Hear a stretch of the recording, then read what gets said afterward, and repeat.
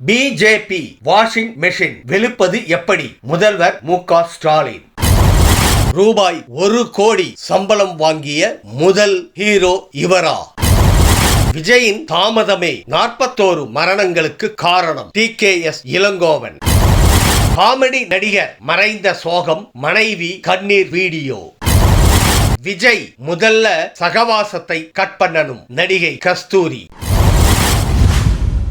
அன்பு தமிழ் நெஞ்சங்களுக்கு மெர்சல் கெலாட்டாவின் அன்பு வணக்கம். வாங்க இன்றைய காணொளி இதோ.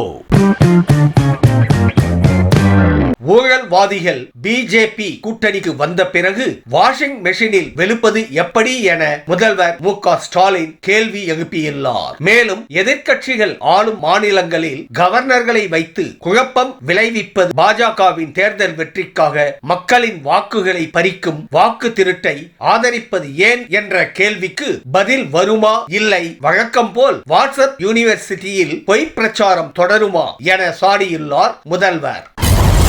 இந்திய சினிமா இன்று பெரும் வளர்ச்சி கண்டுள்ள நிலையில் நடிகர்கள் கோடிகளில் சம்பளத்தை அள்ளுகின்றனர். ஆனால் இந்தியாவில் முதலில் கோடியில் சம்பளம் வாங்கிய நடிகர் யார் தெரியுமா? தெலுங்கு சினிமாவில் கொடிக்கட்டி பறந்த சிரஞ்சீவி தான் அவர். முதலில் ரூபாய் 1 கோடி வாங்கி அமிதாப், ரஜினி உள்ளிட்ட நடிகர்களை பின்னுக்கு தள்ளினார் சிரஞ்சீவி. ஆபத் பாந்தவடு 1992ஆம் ஆண்டு வெளியான இந்த படத்திற்காக சிரஞ்சீவி 1,25,00,000 ரூபாய் சம்பளமாக பெற்றுள்ளார்.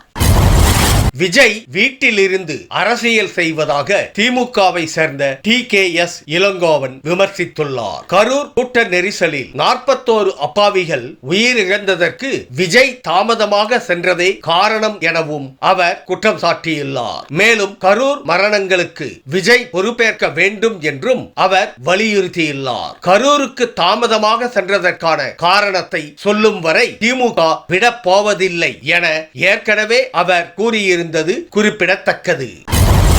நடிகர் ரோபோ சங்கர் மறைந்து 1 மாதமாகிறது. ஆனால் இன்னும் அவரது வீட்டில் சோகம் ஓய்ந்த பாடில்லை. கணவரை பிரிந்த துக்கத்தில் மனைவி பிரியங்கா உருக்கமுடன் ஒரு வீடியோவை வெளியிட்டுள்ளார். அது ரோபோ சங்கர் ஷூட்டிங்கில் இருந்தபோது வீடியோ காலில் பேசியதுதான் அந்த வீடியோ. அந்த வீடியோவில் போலீஸ் உடையில் சிரித்த முகத்துடன் ரோபோ சங்கர் இருக்கிறார். ஆனால் அதை பார்க்கும் நமக்குத்தான் கண்ணீர் முட்டிக்கொண்டு வருகிறது.